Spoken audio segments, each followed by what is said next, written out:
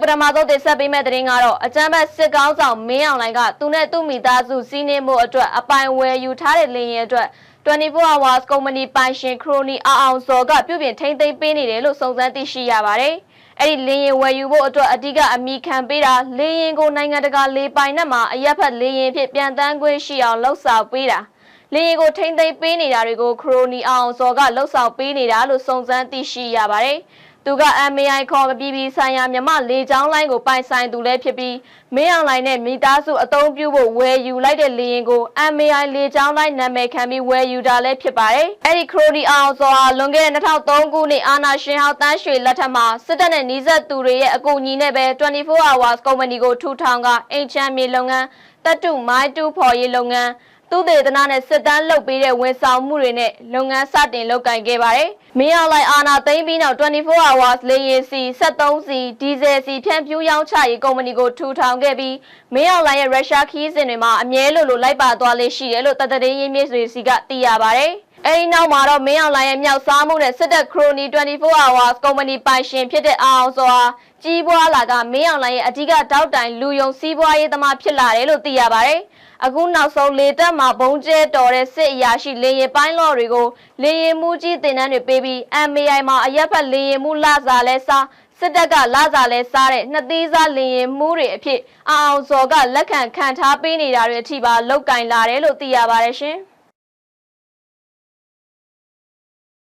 ထိုင်းနိုင်ငံဘန်ကောက်မြို့ရှန်ဂီလာဟိုတယ်ကိုမင်းအောင်လှိုင်လာရောက်စဉ်ဆန္ဒပြဖို့ကြိုးစားတဲ့ကိုဖြိုးပိုင်နဲ့ကိုနိုင်စိုးကိုထိုင်းအာဏာပိုင်တွေကအမှု9မှုနဲ့တရားစွဲထားပြီး IDC မှာ2လကျော်ကြာဖမ်းဆီးထားတယ်လို့ကိုဖြိုးပိုင်ကရန်ကုန်ခေတ်သစ်ကိုပြောပါတယ်။ပြီးခဲ့တဲ့ဧပြီလ3ရက်နေ့ကဘန်ကောက်မြို့မှာဘင်းစတက်စီဝေးတက်ရောက်ဖို့ရှန်ဂီလာဟိုတယ်ရောက်ရှိနေတဲ့အကြမ်းဖက်စစ်ကောင်းဆောင်မင်းအောင်လှိုင်ကိုဆန္ဒပြရန်ကြိုးစားတဲ့ကိုဖြိုးပိုင်နဲ့ကိုနိုင်စိုးကိုထိုင်းအာဏာပိုင်တွေကဖမ်းဆီးခဲ့တာဖြစ်ပါတယ်။အဲ့လိုဖမ်းဆီးပြီးတဲ့နောက်ရဲစခန်းကိုခေါ်ဆောင်သွားကစစ်ဆေးမှုတွေပြုလုပ်ပြီးနှစ်နိုင်ငံချစ်ကြည်ရေးပြပြစေမှုထိုင်းနိုင်ငံတည်တံ့ခိုင်မြဲရေးကိုထိပါစေမှုထိုင်းနိုင်ငံလူမှုအတိုင်းဝိုင်းကိုအန္တရာယ်ဖြစ်စေနိုင်မှုထိုင်းနိုင်ငံတည်ငြိမ်အေးချမ်းရေးကိုအန္တရာယ်ပြုအောင်ပြုလုပ်မှုထိုင်းနိုင်ငံလူမှုအတိုင်းဝိုင်းကိုမငြိမ်မသက်ဖြစ်စေမှုအပါအဝင်အမှု9မှုနဲ့တရားစွဲဆိုခဲ့တာဖြစ်ပါတယ်။အဲဒီကိုဖြိုးပိုင်နဲ့ကိုနိုင်စိုးတို့ဟာထိုင်းနိုင်ငံအတွက်အန္တရာယ်ရှိစေတယ်လို့ဆိုပြီးတရားဝင်နေထိုင်ခွင့်ကိုပါရက်စဲလိုက်တယ်လို့တရားစွဲဆိုမှုတွေပြုလုပ်ပြီးတဲ့နောက်ဘန်ကောက်မြို့မှာရှိတဲ့ Immigration Detention Center ကိုပို့ဆောင်ကလက်ရှိချိန်ထိဖမ်းဆီးထိန်းသိမ်းထားပြီး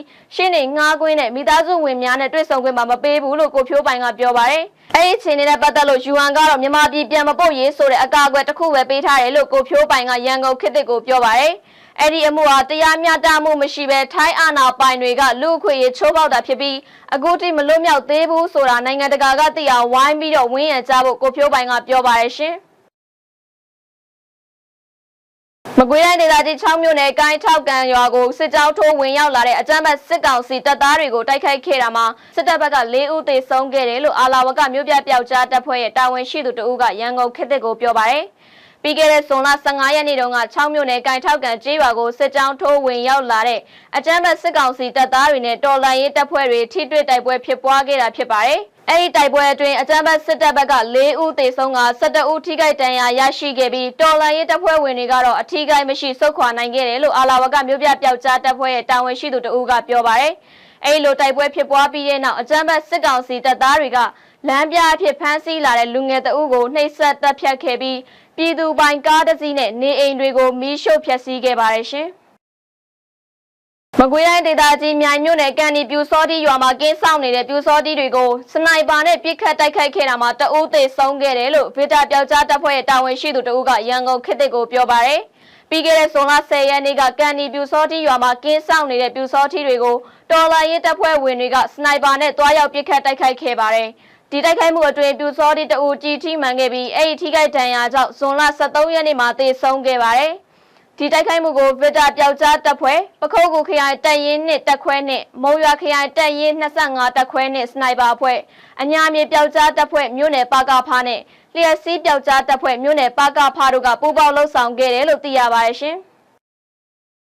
မကွေးတိုင်းဒေသကြီးရေနံကျောင်းမြို့နယ်မှာစစ်တပ်ကစစ်ကြောင်းထိုးပြီးပြည်သူ4ဦးကိုတပ်ဖြတ်ကနေအိမ်73လုံးထပ်မံမီးရှို့ဖျက်ဆီးခဲ့တယ်လို့ဒေသနေပြည်သူတွေကရန်ကုန်ခေတ်သစ်ကိုပြောပါတယ်။ ပြီးခဲ့တဲ့ဇွန်လ17ရက်နေ့ရေနံချောင်းမြို့ကနေထွက်လာတဲ့ခလာရ88ခလာရ89ခလာရ73ပူပေါင်းစစ်ကြောင်းကစခန်းကန်အုပ်စုကန်တာရွာသစ်ကျွေးရွာကိုဝင်ရောက်လာပြီးတော့3ညအိတ်တက်ဆွဲကပြည်သူနေအိမ်10လုံးထပ်မင်းကိုမီးရှို့ဖျက်ဆီးသွားပါတယ်။အဲဒီနောက်မကြီးကန်အုပ်စုလုံချိုကျွေးရွာကိုဝင်ရောက်တက်ဆွဲခဲ့ပါတယ်။ဒီလိုမျိုးပဲပြီးခဲ့တဲ့မေလ29ရက်နေ့ကလည်းရေနံချောင်းမြို့နယ်မကြီးကန်အုပ်စုလုံချိုကျွေးရွာကိုဝင်ရောက်လာတဲ့အကြမ်းဖက်စစ်တပ်စစ်ကြောင်းကပြည်သူ3ဦးကိုတပ်ဖြတ်ပြီးနေအိမ်3လုံးကိုမီးရှို့ဖျက်ဆီးသွားခဲ့တယ်လို့ဒေသပြည်သူတွေကပြောပါတယ်။တစ်ဖက်မှာလည်းအင်တော်အုပ်စုအင်တော်ကျွေးရွာကိုဆက်လက်ဝင်ရောက်ပြီးပြည်သူ2ဦးကိုတပ်ဖြတ်သွားပါတယ်။ရေနံချောင်းမြို့နယ်အတွင်းမှာစစ်တပ်ကစစ်ကြောင်းထိုးနေတာကြောင့်ကျေးရွာ10ရွာထပ်မံပြည်သူတွေမှာမိုးရဲရေတဲ့အရေးပေါ်စစ်ပေးရှောင်နေရပြီးကာလကြာမြင့်လာပြီဖြစ်တာကြောင့်အရေးပေါ်ဆေးဝါးစားနပ်ရိက္ခာတွေလိုအပ်နေတယ်လို့သိရပါတယ်ရှင်။အခုနောက်ဆုံးတင်ဆက်ပေးခြင်းတဲ့သတင်းကတော့မကွေးတိုင်းဒေသကြီးစလင်းမြို့နယ်တညောင်တိုက်နယ်ရဲစခန်းမှုအလင်းဝင်ရောက်ခဲ့တယ်လို့စလင်းမြို့နယ်ပြည်သူ့ကာကွယ်ရေးအဖွဲ့ရဲ့တာဝန်ရှိသူတဦးကရန်ကုန်ခေတ်ကိုပြောပါတယ်။ပြီးခဲ့တဲ့ဇွန်လ15ရက်နေ့ညနေ6နာရီခန့်ကစလင်းမြို့နယ်တညောင်တိုက်နယ်စခန်းမှုအဖြစ်ပြောင်းရွှေ့တာဝန်ထမ်းဆောင်နေတဲ့ဒူရဲမှုတဦးကအကြမ်းဖက်စစ်ကောင်စီရဲ့လက်အောက်မှာတာဝန်မထမ်းဆောင်လိုတာကြောင့်စလင်းမြို့နယ်ပကဖစီကိုချိတ်ဆက်ပြီးအလင်းဝင်ရောက်လာခဲ့တာပါအခုလိုအလင်းဝင်ရောက်လာတဲ့ဒူရဲမှုကစလင်းမြို့နယ်မူရုံမှာဒူမြို့နယ်မှုအဖြစ်နှစ်နှစ်ခန့်တာဝန်ထမ်းဆောင်ခဲ့ပြီးတဲ့နောက်အခုနှစ်ဇွန်လအစောပိုင်းမှာတညောင်တိုက်နယ်စခန်းမှုအဖြစ်ပြောင်းရွှေ့တာဝန်ထမ်းဆောင်လာတာလို့သိရပါတယ်စလင်းမြို့နယ်အတွင်းကြန့်ရှိနေတဲ့စစ်ကောင်စီလက်အောက်ခံစစ်သားတွေနဲ့ရဲတပ်ဖွဲ့ဝင်တွေအနေနဲ့လည်းပြည်သူနဲ့အတူပူးပေါင်းပါဝင်ပြီးလက်နက်ခဲယမ်းတွေနဲ့အလင်းဝင်ရောက်ကထိုက်တန်တဲ့စုချင်းငွေတွေကိုရယူပြီးတော့စစ်အာဏာရှင်ကိုတော်လှန်ပေးကြဖို့စလင်းမြို့နယ်ပြည်သူ့ကာကွယ်ရေးအဖွဲ့ကအသိပေးနှိုးဆော်အပ်ပါတယ်ရှင်။ဒါကတော့ရန်ကုန်ခေတ်သစ်ရဲ့နေ့လည်ခင်းသတင်းတွေကိုတင်ဆက်ပေးခဲ့တာပါ။ကြည့်ရှုပေးခဲ့ကြတဲ့အတွက်ကျေးဇူးတင်ပါတယ်ရှင်။ကျွန်မကတော့ရှားပါ။